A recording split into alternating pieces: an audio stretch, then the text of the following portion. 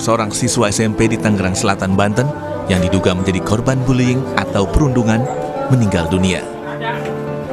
Korban meninggal setelah sepekan dirawat intensif di rumah sakit di kawasan Jakarta Selatan.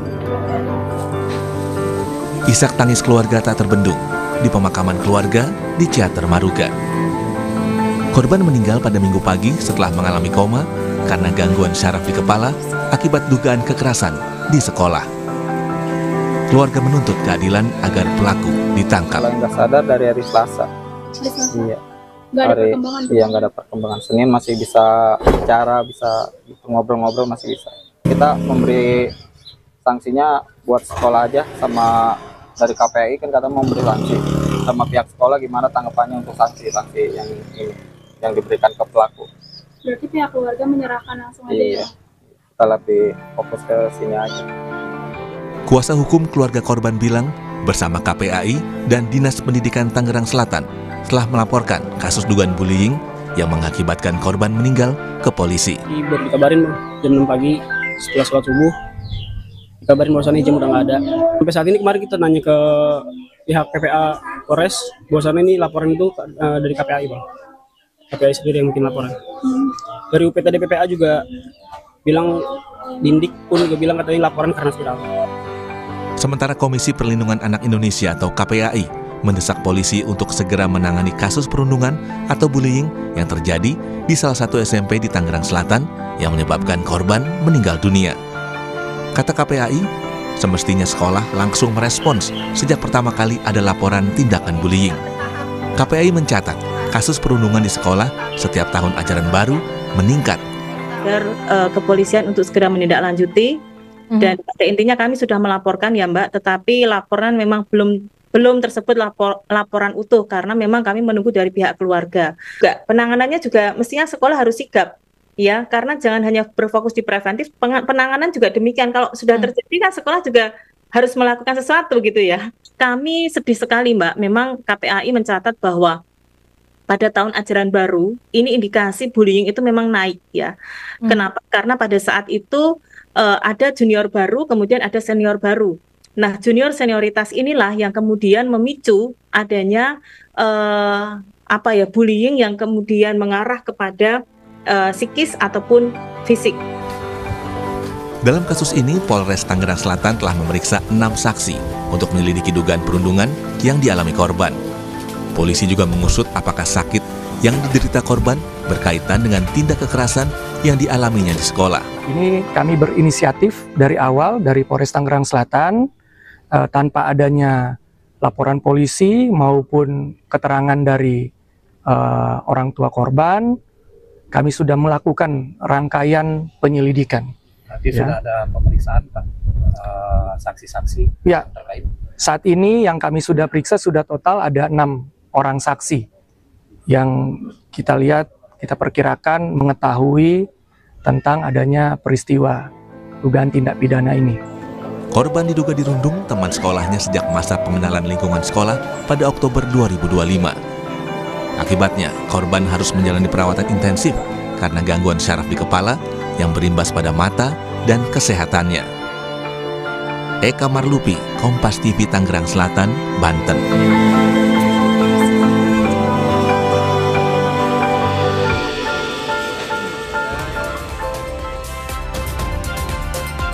Seorang siswa SMP di Tangerang Selatan, Banten yang diduga menjadi korban bullying meninggal dunia. Korban meninggal setelah sepekan dirawat intensif di rumah sakit kawasan Jakarta Selatan. Apa yang membuat aksi perundungan kerap terjadi di lingkungan pendidikan? Dan bagaimana proses hukumnya yang harus memperhatikan kepentingan anak di bawah umur? Kita bahas bersama Komisioner KPAI Diah Puspitari ini. Selamat pagi Bu Diah. Iya, selamat pagi sebentar. Oke, terima kasih Bu Diah sudah bergabung di Dialog Sapa Indonesia Pagi pada hari ini. Dan juga bersama kita Kabar Reskrim Polri 2008-2009 Komjen Purnawirawan Susno Duaji. Pak Susno, selamat pagi. Selamat pagi Mas Mario. Terima kasih Pak Susno sudah bergabung di Dialog Sapa Indonesia Pagi juga. Pak Susno, saya duluan ke Anda. Bagaimana Anda melihat bahwa kasus perundungan terjadi lagi dan bahkan memakan korban jiwa? Baik, pertama kita ucapkan duka cita kepada keluarga korban atas peristiwa ini. peristiwa perundungan atau bullying ini terjadi seperti nggak ada endingnya dan semakin keras. Ya. Dan terakhir mengakibatkan korban jiwa, termasuk di SMA 72. Itu katanya akibat perundungan juga karena untuk balasnya dia sampai buat bom 7. Nah ini sudah sangat memprihatinkan untuk Indonesia. Ini tantangan bagi sekolah, bagi orang tua, bagi KPAI. Ini tidak cukup diselesaikan oleh Polri. Kalau Polri kan menyelesaikan masalah setelah terjadi pidana. Dan ini kita bersyukur Polres Tangerang Selatan belum ada laporan tapi sudah menangani. Ya. Tapi harus lebih cepat dari itu. Sekarang kan baru 6 saksi yang diperiksa. Guru harus diperiksa, harus dimintai pertanggungjawaban. Kemudian bagaimana mengatasi ini? Nah, mengatasi ini kan sudah ada instruksi dari Kementerian Pendidikan zaman dulu ya, tahun berapa lupa saya, bahwa sekolah itu harus zero daripada kekerasan.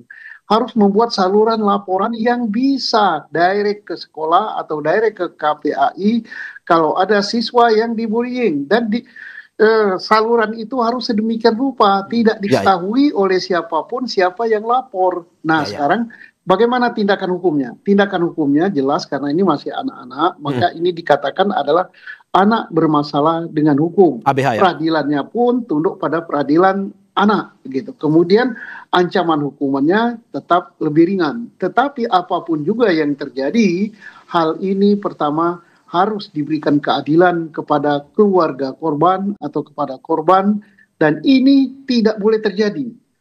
Ini saya dengar akibatnya daripada beruntun daripada pengenalan prasekolah ya, kenalan itu masa pengenalan sekolah. Nah itu bila perlu Kementerian Pendidikan menghapus acara itu, tak perlu, manfaatnya tak ada. Justru yang terjadi adalah tindakan kekerasan pada siswa. Demikian. Anda mau bilang bahwa ini sebenarnya bukan hanya persoalan atau ditangani oleh polisi, tapi semua pihak ya? Iya, polisi kan pada gerbang terakhir setelah ada kejadian. Nah sebelumnya ini pihak sekolah lah kejadiannya, di sekolah yang paling tahu itu. Nah sekolah kenapa tidak membuat saluran bahwa harus ada laporan kalau ada yang dibullying, dan sekolah ngambil tindakan tegas. Bila perlu anak yang suka main merundung itu, entah senior entah apa, dikeluarkan aja dari sekolah. Jangan sampai terjadi lagi gitu. Kasihan jiwa. Sampai saat ini belum ada laporan kalau kata polisi dari pihak keluarga, tapi polisi sendiri yang melakukan penyusutan. Menurut Anda dari sekolah sebenarnya ini adalah sebuah tindakan yang salah karena tidak melaporkan sebenarnya terkait dengan perundungan tersebut? Iya. Karena ini peristiwanya pidana, Polri tidak perlu nunggu laporan. Tidak perlu nunggu laporan, sudah benar tindakan kepolisian Polres Tangerang Selatan. Tetapi apapun juga, pihak sekolah ini dinilai tidak ini ada rasa abailah terhadap peristiwa ini. Kok nggak lapor? Nah, mestinya lapor, mendatangi keluarga korban, minta maaf dan sebagainya. Karena kejadiannya ini di sekolah. Masa sekolah nggak tahu ada bullying, ada perundungan terhadap siswanya sampai demikian keras gitu. Nah, makanya penyidik Polri harus memeriksa juga kepala sekolahnya. Oke, saya ke Budia dari KPAI. Budia, bagaimana penanganan proses hukum kasus yang menimpa siswa SMP tersebut? Iya, per hari ini sampai tadi malam kami minta dari pihak kepolisian untuk segera saja untuk menaikkan ya. Artinya kalau dari pihak keluarga belum ada laporan ya tidak menjadi masalah ya Pak Susna ya. Kalau kemudian kepolisian tidak perlu laporan, ini pidana ini. Ya, jadi pihak kepolisian langsung untuk melakukan penyelidikan. Itu yang pertama. Yang kedua, ketika saya bertemu dengan Polres Tangsel pada hari Selasa, itu sebenarnya sudah kami minta untuk segera ditindaklanjuti ya, bahwa bullying dalam bentuk apapun, apalagi ini sampai fisik ya, mohon untuk segera ditindaklanjuti begitu. Meskipun dari pihak sekolah, karena saat itu juga kami bertemu dengan kepala dinas ya, dari pihak sekolah menyampaikan bahwa sudah memediasi, tetapi kan mediasi gagal ya Mas ya, karena memang kondisi anak juga semakin buruk begitu ya, sehingga ya tampaknya kalau tidak berhasil di mediasi di sekolah ya diproses lebih lanjut begitu. Budia, sampai saat ini juga bukan hanya dari sekolah, tapi pihak keluarga juga tidak melaporkan. Apakah mungkin ada dugaan, tekanan buat pihak keluarga sehingga tidak melaporkan ini atau bagaimana sebenarnya? Setahu saya informasi yang kami dapat dari pihak keluarga memang si anak korban dengan anak anak yang terduga pelaku ini kan memang dekat ya. Dari tempat tinggal juga secara ini kan juga agak dekat, mungkin ada rasa tidak enak juga. Tetapi kami sudah mengedukasi bahwa bentuk apapun itu, sedekat apapun, karena anak punya hak untuk dilindungi secara undang-undang dan harus ada proses hukum, tidak jadi masalah begitu. Justru kalau lebih cepat lebih baik. Oke, seperti yang dikatakan Pak Susno tadi, apakah memang ke depan proses hukumnya akan melalui lewat undang-undang peradilan anak atau bagaimana, Bu? Iya, tetap. Jadi untuk anak korban dan anak yang terduga pelaku itu kan memang dilindungi ya, terutama dalam Undang-Undang Perlindungan Anak di pasal 59A. Kemudian untuk anak berkonflik dengan hukum itu selain Undang-Undang Perlindungan Anak juga Undang-Undang Sistem Peradilan Pidana Anak. Jadi nggak usah khawatir ya, sebenarnya di dalam penegakan hukum di Indonesia ini kan sudah mengukur, walaupun memang seperti kata Pak Susno tadi, perilaku anak-anak kita hari ini memang sangat berbeda ya, jauh lebih ini daripada sebelum-sebelumnya. Tetapi ya bagaimanapun juga karena ini masih anak di bawah umur, memang ada perlakuan yang berbeda dari orang dewasa. Oke, apakah nanti akan dimasukkan ke rumah detensi atau bagaimana proses hukumnya, Bu? Biasanya selain rehabilitasi, Mas, jadi ada rumah aman ya, direhabilitasi dulu, terus kemudian nanti proses hukum. Jadi kalau memang melibatkan anak di bawah umur, di pasal 59A itu kan memang prosesnya harus cepat karena ada hak-hak anak di situ. Ya. Nah, yang kedua nanti kita lihat. Jadi memang ada tingkatan restoratif justice itu ada diversi. Dan kalau diversi gagal juga masuk di penyelidik di P21 ya Pak Susno ya. Kemudian nanti juga ada diversi juga di situ. Jadi diversi yang dilalui anak ini nanti sampai 3 kali. Dan itu pun juga ada konsekuensi hukum, betul ya Pak ya? Oke. Saya kembali ke Pak Susno. Pak Susno, melengkapi apa yang disampaikan oleh Bu Diah tadi, proses hukum penanganan anak ini seperti apa? Pertama, dia tunduk kepada undang-undang tentang perlakuan pidana oleh anak. Kedua, hukum acaranya tersendiri peradilan anak. Nah, untuk kasus ini korbannya korban nyawa. Saya mohon kepada Polres Tangerang Selatan agar cepat, karena ada ketentuannya harus diproses lebih cepat. Tidak perlu menunggu laporan baik dari keluarga, dari korban, ataupun dari KPAI. Ini bukan delik aduan, ya satu. Yang kedua, segera saja proses, kemudian sesuai dengan ketentuan perundangan peradilan anak. Ketiga, tentang tentang damai ya, justice tadi, itu tetap harus diproses secara hukum, karena ini bukan saja misalnya mengakibatkan cedera, luka dan sebagainya, ini nyawa. Nah, tentang adanya misalnya ketentuan pihak keluarga daripada anak yang bermasalah dengan hukum mendekati pihak keluarga korban, itu tidak masalah, misalnya memberikan bantuan atau itu termasuk hal-hal yang meringankan, yang beritikat baik. Tetapi bukan berarti bahwa proses hukumnya menjadi tidak ada. Ini nyawa melayang. Ya, bagian dari memberikan efek jerah juga ya. Iya, bagian ini pendidikan ya. Jangan dikira bahwa hukum itu membuat sengsara. Tidak, ini lebih banyak lagi unsur pendidikannya agar hal serupa tidak terjadi di seluruh Indonesia. Saya yakin di seluruh Indonesia banyak hal seperti ini, tapi yang terangkat ke permukaan hanya ini gitu. Nah, yang lain banyak ini. Nah, ini catatan juga untuk pihak pendidik, pihak sekolah gitu. Sekolahnya ini kalau terjadi demikian, ini sekolah bermasalah. Ada instruksi, saya ulangi lagi, dari Kementerian Pendidikan tentang sekolah zero kekerasan. Apakah dia sudah melakukan tindakan apa yang dilakukan oleh sekolah ini supaya tidak ada zero kekerasan di sekolahnya? Oke, saya kembali ke Bu Diah. Bu Diah, saya baca data Komisi Perlindungan Anak Indonesia itu dan Jaringan Pemantau JPPI, kekerasan terhadap anak meningkat tajam pada tahun 2024 dan kenaikan lebih dari 100% dibandingkan tahun 2023. Di tahun 2025 ini bahkan 31%-nya itu adalah perundungan. Kenapa bisa terjadi seperti ini, Bu? Dan apalagi seperti yang disampaikan oleh KPAI juga, di tahun ajaran baru kekerasan itu meningkat. Ya, jadi kami kan setiap tahun menganalisis ya Mas, dan sebenarnya sudah sejak bulan Oktober itu kami memberikan alarm karena kondisi tahun 2025 berbeda dengan 2024. Anak-anak yang mereka melakukan perundungan dan juga yang dibully itu kan semakin banyak, dan memang awalnya dari mulai tahun ajaran baru, Mas. Jadi Ya. di bulan Juli, bulan Agustus. Di situ ada senioritas, ada junioritas. Kemudian akan memuncak di bulan September, Oktober, dan November. Ada apa? Kenapa di sini memuncak? Karena memang di situ sudah ada adaptasi, kemudian anak mungkin sudah berinteraksi banyak. Dan ingat, di bulan Desember itu hampir sebagian besar geng sekolah di seluruh Indonesia itu sedang rekrutmen, gitu Mas. Ya. Itu kajian kami, bahkan secara ilmiah juga sudah kami teliti. Hampir seluruhnya sekolah itu kan memiliki geng. Itu mau kita tutupi apa tidak lah. Dan sebagian besar mereka akan rekrutmen di bulan Desember. Maka di bulan September, Oktober, November itu adalah puncak-puncak bullying. Tetapi kemarin kami sampaikan bahwa perilaku anak-anak kita hari ini itu sudah sangat destruktif. Cara mereka membalas, cara mereka kemudian melampiaskan itu jauh berbeda, ya. Dan salah satunya adalah dengan menyelakai orang lain, baik secara spontan ataupun juga sudah terencana, seperti yang mungkin di SMA 72 ya.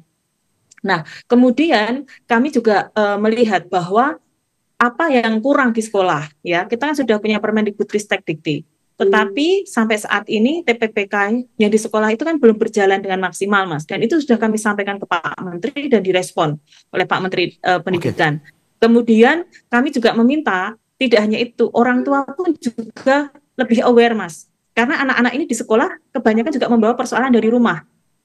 Nah, persoalan dari rumah ini yang kemudian orang tua harus berkomunikasi dengan pihak sekolah, sehingga kalau misalnya ada sesuatu itu bisa terkomunikasi dengan cepat. Bu Dia, kenapa pada akhirnya ada kecenderungan saat tahun ini anak lebih keras ataupun lebih tega melukai temannya sendiri? Ya. Alasannya apa, Bu? Ya, faktornya adalah media sosial, Mas. Ya. Kita tidak memungkiri. Media sosial hari ini sangat dekat sekali mempengaruhi pola pikir anak. Katakanlah game online, Tidak hanya itu ya, game online, terus kemudian aplikasi film, kemudian juga aplikasi yang lain ya. Mungkin saya tidak bisa sebutkan satu persatu. Bahkan anak-anak kita ini percaya apa tidak, mereka banyak sekali yang membuka aplikasi kekerasan ataupun suicide. Nah, itu yang sebenarnya sudah kami sampaikan jauh-jauh hari bahwa kita khawatir bahwa parenting di rumah itu sekarang tergantikan oleh media sosial. Meminjam perkataan Pak Susno juga bahwa peran sekolah dalam kasus ini terlihat abai. Menurut Anda seperti itu? Apakah memang selama ini KPI menemukan permasalahan bahwa sekolah ini banyak yang tidak mau lapor sebenarnya kalau ada kasus perundungan di dalam lingkungannya?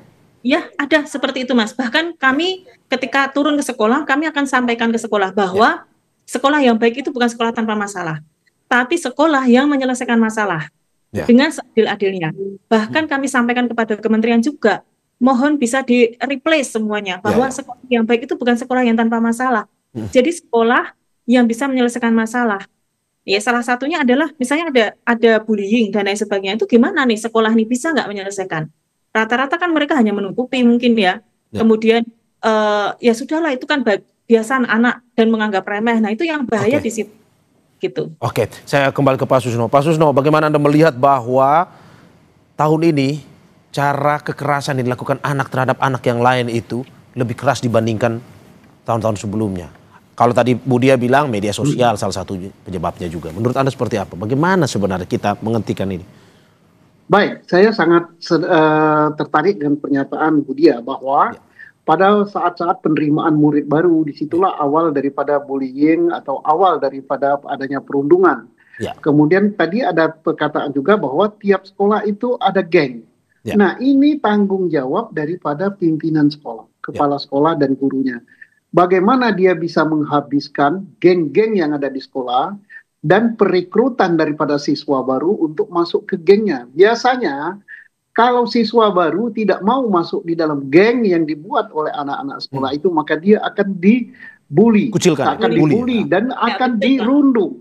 Nah, ini yang bisa menyelesaikan ini kepala sekolah dan guru-gurunya. Jadi jangan menganggap hal ini bahwa biasa itu anak-anak nggak boleh.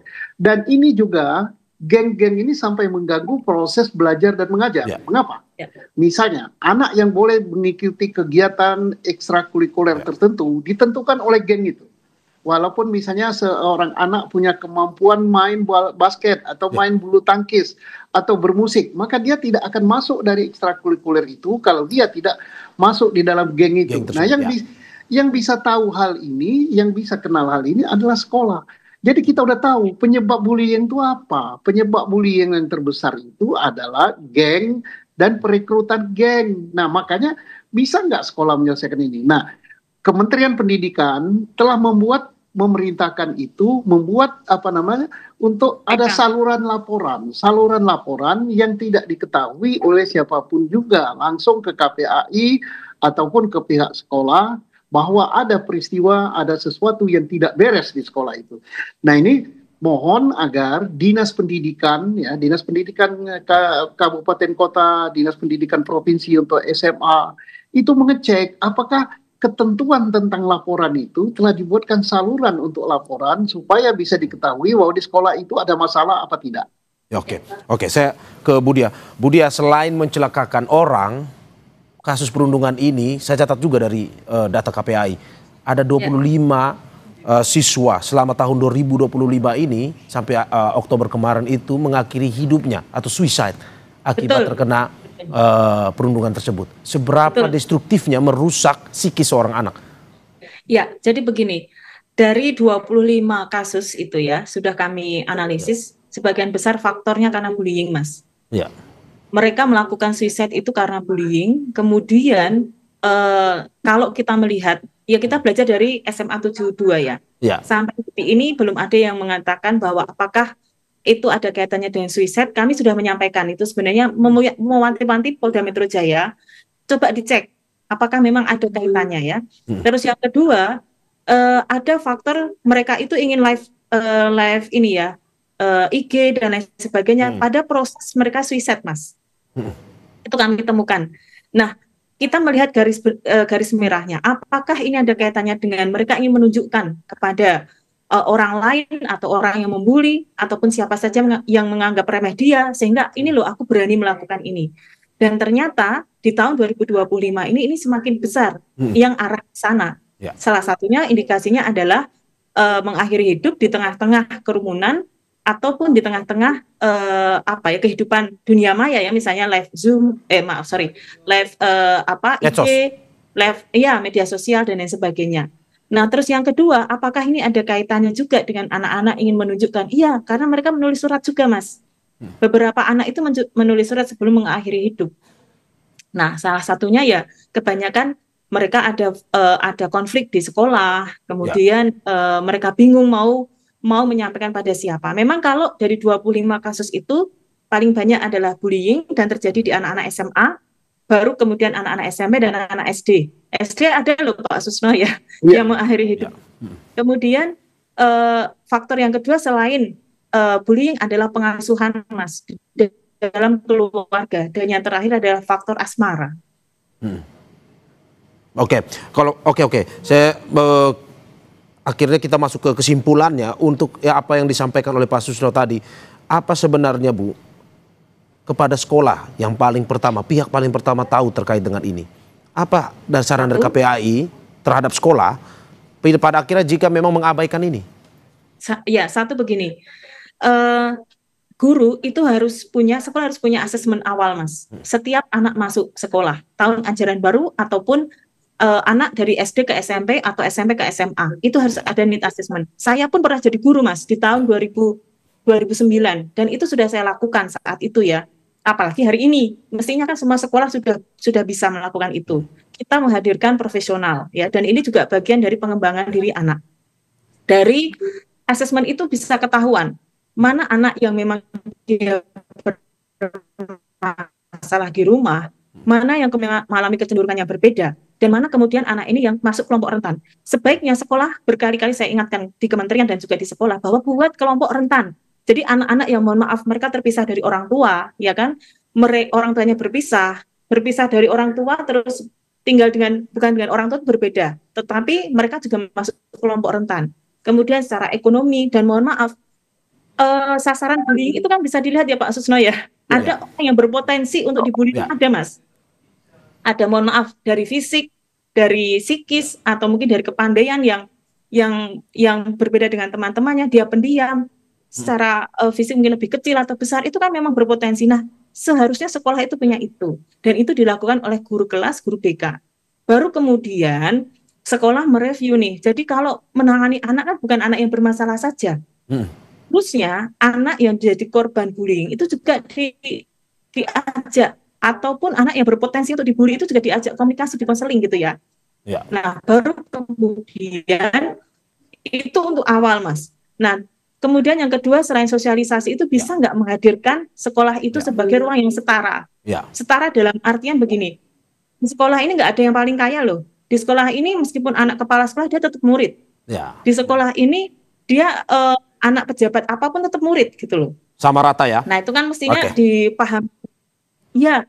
Dan yang terakhir adalah buat kebijakan sekolah yang nir kekerasan, bukan nir kekerasan itu susah, nir dengan toleransi, zero toleransi.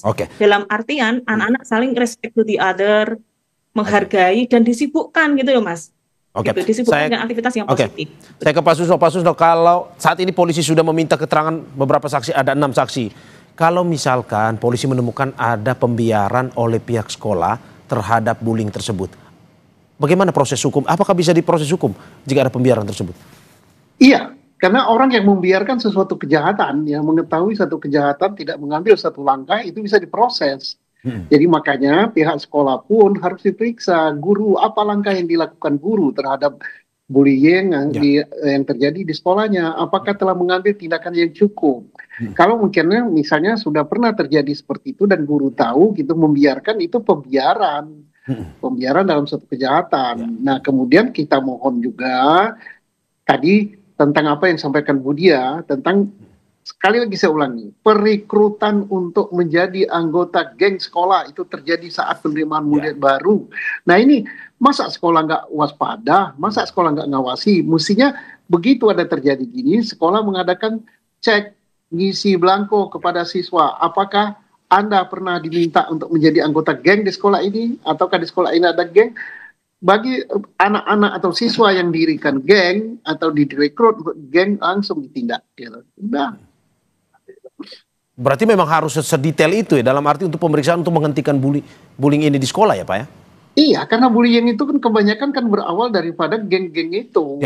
Nah tadi penyebabnya apa, siapa yang rentan itu, itulah yang harus ditangani oleh pihak sekolah, mengadakan konseling. Tadi Budia udah lengkap sekali. Dari segi ekonomi, dari segi bentuk tubuh, dari segi akademis dan sebagainya. Orang-orang seperti itu tentunya sih sekolah punya data, dan anak-anak seperti itulah yang harus pada jam-jam tertentu didekati, ditanyakan, apakah kamu dibullying, apakah kamu ditekan dengan apa-apa, siapa dan sebagainya. Kemudian siapa yang melakukan harus ditindak oleh sekolah. Saya ke Budia. Budia, tadi sekolah sudah, apa yang harus dilakukan orang tua dan juga polisi terkait dengan pencegahan ini? Sosialisasi seperti apa yang perlu dilakukan? Ya, yang pertama begini, sekolah yang baik itu kan tidak hanya untuk anak, Mas. Jadi selalu melibatkan orang tua juga. Ada misalnya pertemuan orang tua dan lain sebagainya. Meskipun yang datang paling banyak ibu-ibu ya, tetapi komunikasi itu tetap penting. Dalam artian orang tua, sekolah menyampaikan perkembangan kepada orang tua. Orang tua menyambut dengan meng-cross check. Oh benar nih di sekolah, di rumah juga kayak gini. Dan orang tua juga mohon maaf, jangan merasa bahwa omongan anak itu yang kita hanya mendengar omongan anak juga, kita juga percaya omongan yang disampaikan guru. Tetapi guru juga harus punya apa ya istilahnya, kalau orang Jawa itu handar beni. Artinya guru pun juga tidak serta-merta hanya percaya pada anak, tapi juga harus praktek ke orang tua. Jadi kesalingan inilah yang membuat komunikasi itu lebih efektif. Nah yang kedua, untuk sosialisasi saya kira Mas kita tuh nggak kurang-kurang loh sosialisasi itu. Tetapi ingat bahwa memahamkan pada setiap manusia ataupun kita bahwa bullying is crime itu susah. Nah, kita harus punya mindset yang sama bahwa bullying is crime. Jadi jangan sampai bullying itu jangan sampai kita berurusan dengan bullying dan jangan sampai bullying itu merembet ke yang lain.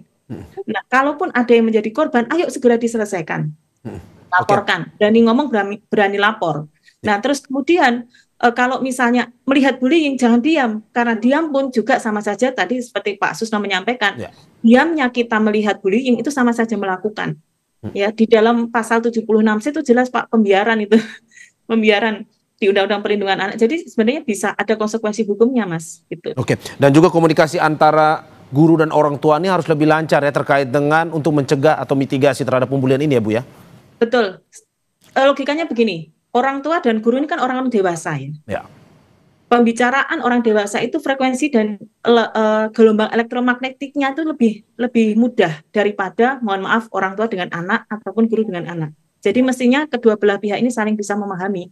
Kalau komunikasi dengan efektif kan tidak ada salah paham gitu. Oke, Pak Susno terakhir, singkat saja terkait dengan pencegahan ini, apa yang harus dilakukan oleh polisi khususnya untuk sosialisasi, untuk mitigasi ke depan terkait dengan pembulian? Oke, apa yang dilakukan oleh Polri, melakukan penyidikan untuk memproses anak bermasalah dengan hukum terkait dengan perbuatan bullying atau perundungan, itu adalah sosialisasi, itu adalah pendidikan, itu adalah berdampak bagi yang lain, baik kepada guru, baik kepada siswa, agar jangan melakukan hal seperti itu. Yang kedua, saya tertarik dengan apa yang disampaikan Bu Dia yang terakhir tadi, guru yang mendiamkan masalah ini, termasuk tanda-tandanya tidak melaporkan peristiwa ini bisa dianggap pembiaran. Dalam undang-undang tentang perlakuan anak ini juga bisa dikenakan, dalam tindak pidana hukum pidana kita juga bisa kena hukum. Jadi harus diproses gurunya, jangan didiamkan. Oke, jadi tidak hanya menjadi pelaku tetapi juga bagian-bagian seperti guru yang diketahui melakukan pembiaran bisa masuk juga terhadap proses hukum ini ya, Pak Susno ya. Ya, oke. Betul. Terima kasih atas apa yang disampaikan Komisioner KPAI Dia Puspitarini dan juga Barreskrim Polri 2008-2009 Komjen Purnawirawan Susno Duaji. Terima kasih atas apa yang disampaikan. Semoga ini bisa segera memitigasi atau menghentikan pembulian yang terjadi kepada anak-anak kita di sekolah maupun di luar sekolah. Terima kasih sekali lagi Bapak Ibu. Sehat-sehat selalu. Terima kasih Mas Susno, Bu Dia, terima kasih. Terima kasih Bu Dia. Selamat Terima kasih pagi. Mas Susno, Mas Mario.